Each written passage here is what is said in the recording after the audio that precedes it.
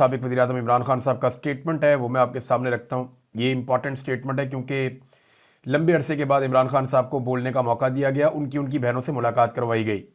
ये स्टेटमेंट इमरान खान साहब के अपने ट्विटर अकाउंट से शेयर किया गया है, यानी ये ऑफिशियल है और यही इमरान खान साहब ने कहा है और ये कन्फर्मेशन के बाद दिया गया है। ये स्टेटमेंट का पहला हिस्सा है। और जब मेरी पाकिस्तान तहरीक इंसाफ के लोगों से बात हुई, मैंने उनसे पूछा कि जो बाकी बातें हैं, तो उन्होंने ये कहा कि जो बाकी बातें हैं वो आपको कल पता चलेंगी, क्योंकि मेरे सोर्सेज के मुताबिक इमरान खान साहब ने कुछ और चीज़ें भी डिस्कस की थी और वो चीज़ें कल के दिन में मीडिया पे पब्लिक कर दी जाएंगी या इमरान खान साहब के ट्विटर अकाउंट के ऊपर आ जाएंगी। अब इमरान खान साहब ने कहा कि मैंने हमेशा कहा है कि फ़ौज भी मेरी है और ये मुल्क भी मेरा है। जिस तरह हमारे नौजवानों ने फ़िज़ाई और ज़मीनी सरहदों पर मोदी को शिकस्त दी, वैसे ही पाकिस्तानी अवाम खुसूसन सोशल मीडिया ने मोदी और आरएसएस के बयानिए को दुनिया भर में शिकस्त दी है।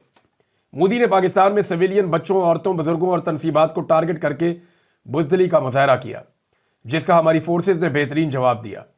हम इन बुज़दिलाना हमलों में शहीद होने वाले सिविलियंस और मिलिट्री ऑफिशल्स की फैमिलीज़ के गम में बराबर के शरीक हैं। मैं पाक फ़ज़ाइया समेत तमाम फ़ौजी जवानों को प्रोफेशनलिज्म और बेहतरीन कारकर्दगी दिखाने पर खराज तहसीन पेश करता हूँ, जिन्होंने मोदी की तरह सिविलियंस और सिविल तनसीबात को टारगेट करने की बजाय पाकिस्तान पर हमले में शामिल तैयारों और तनसीबात को कामयाबी से तबाह करके कामयाबी हासिल की। नरेंद्र मोदी पाकिस्तान से सख्त नफरत करता है और दौरान जंग पाकिस्तानियों के बेखौफ रवैये ने मोदी के गुस्से को उभारा होगा। वो सख्त गुस्से में होगा और इंतकाम लेने के लिए दोबारा वैसा ही फॉल्स फ्लैग ऑपरेशन करने की कोशिश करेगा जैसा जम्मू कश्मीर में किया, जिसके लिए हमें मोहतात और तैयार रहना होगा। मैं 2019 में भी इस हवाले से पेशन गोई कर चुका था। मोदी की पूरी कोशिश होगी कि पाकिस्तान को माशी सतह पर भी नुकसान पहुंचाए। किसी भी नए हमले की सूरत में कौम को तैयार और मुत्तहिद रहना होगा। आप अंदाजा करें जेल में बैठे हुए आदमी को कितना ज़बरदस्त अंदाज़ा है कि मोदी क्या करेगा और क्या कर सकता है। देखिए, वो IMF के पास भी गए, दुनिया में तनहा करने की कोशिश भी की, माशी तौर पे ज़रब लगाने की कोशिश भी की, और जो कुछ उन्होंने किया इमरान खान साहब ने उसी तरीके से बात की। और उन्होंने कहा, मैं पहले भी बता चुका हूँ ये आपको, दौरान जंग फौरी रद्द-ए-अमल देना इंतहाई नागुज़ीर होता है। जंगें 60% तक आसाब से लड़ी जाती हैं और इसीलिए ऐसी लीडरशिप का होना इंतहाई अहम है जिसे कौम की हमायत हासिल हो और जो फौरी तौर पर बड़े फैसले करने और किसी भी हमले का जवाब देने की ताकत रखती हो। हालत जंग में फ़ौज को अवाम की हमायत की बहुत ज़रूरत होती है और कौम का मोराल बहुत अहमियत रखता है, जो फ़ौज का सहारा बनता है। इसलिए मैं मुसलसल इस बात पर जोर देता आया हूँ कि हमें अपने लोगों को आइसोलेट नहीं करना चाहिए और निज़ाम इंसाफ को ज़िंदा करना चाहिए। अडियाला जेल में नाहक कैद साबिक वज़ीर-ए-आज़म इमरान खान की अपने अहल खाना से मुलाकात में भारत के पाकिस्तान पर हमले और पाकिस्तानी कौम के जवाबी रद्द-ए-अमल के हवाले से गुफ्तगू। बाकी जो बातें इमरान खान साहब ने की हैं वो उनको जारी किया जाएगा इमरान खान साहब के ट्विटर अकाउंट से, तो वो चीज़ें मैं आपके सामने रखूंगा। लेकिन नादरीन, यहाँ इमरान खान साहब का जो स्टेटमेंट है वो नहायत पॉजिटिव स्टेटमेंट है। पाकिस्तान तहरीक इंसाफ के लोग जो है वो शिकवा कर रहे हैं कि जब इमरान खान साहब इतनी सख्त सज़ा काटने के बावजूद ऐसा पॉजिटिव स्टेटमेंट दे रहे हैं, जब पाकिस्तान तहरीक इंसाफ के लोग या पाकिस्तान का सोशल मीडिया मुश्किल वक्त में पाक फौज के साथ खड़ा है, तो उस वक्त दूसरी तरफ से भी मुस्बत रद्द-ए-अमल आना चाहिए था।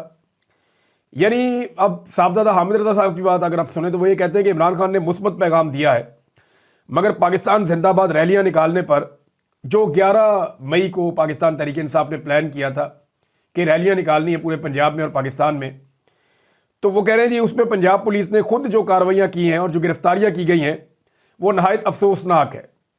ये यकजहती कायम करने के लिए जो अमली इक़दाम हैं वो भी होने चाहिए।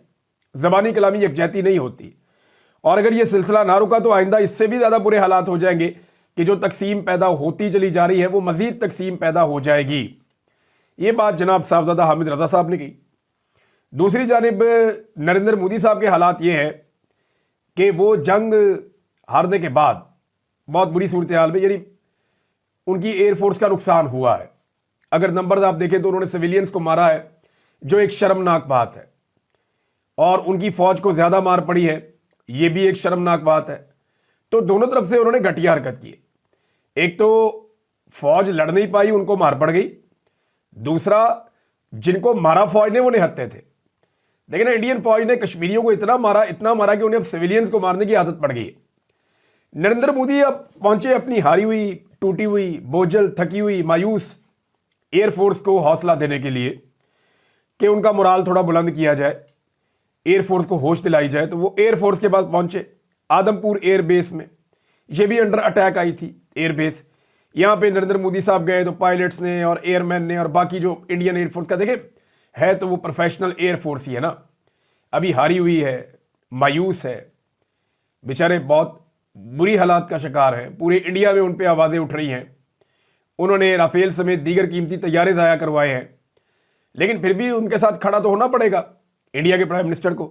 تو وہ گیا ان کا حوصلہ بڑھانے کے لیے، تو وہاں جا کے جو نریندر مودی نے کہا، یعنی وہاں جا کے جھوٹ بولنا پڑا، اور ایئر فورس والوں کو بھی پتا تھا کہ ہمارا لیڈر جھوٹ بول رہا ہے، لیڈر کو بھی پتا تھا میں ان کو جھوٹی تسلی دے رہا ہوں، لیکن پھر بھی دنیا کو فیس تو کرنا ہے نا، فیس سیونگ تو چاہیے۔ تو انہوں نے کہا جی آپ سب نے اپنے اہداف حاصل کیے ہیں، مبارکبادیں دی انہیں۔ پھر نریندر مودی نے کہا جی پاکستان میں دہشت گردی کے ٹھکانے اور ان کے ایئر بیسز ہی صرف آپ نے تباہ نہیں کیے بلکہ ان کے ناپاک ارادے اور غرور کو شکست دی ہے۔ پھر نریندر مودی نے کہا جی اب پاکستانی فوج کو بھی آپ نے یہ بتا دیا ہے کہ پاکستان میں کوئی ٹھکانہ ایسا نہیں ہے جہاں بیٹھ کر دہشت گردی کرنے والے چین کی سانس لے سکیں۔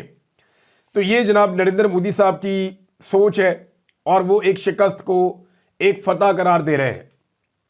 حالانکہ ان کی ایئر فورس جانتی ہے جو ان کے ساتھ ہوا ہے، ان کی پوری فوج جانتی ہے، ان کا پورا ملک سوال اٹھا رہا ہے جو ان کے ساتھ ہوا ہے۔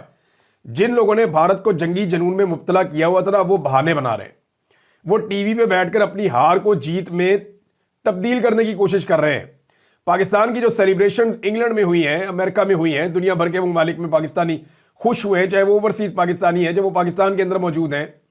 پاکستان نے جو شکر ادا کیا اللہ کا اور جو جشن منایا ہے، پاکستان زندہ باد ریلیاں ہوئی ہیں، اور یہ سارا پاکستان تحریک انصاف نے کیا ہے۔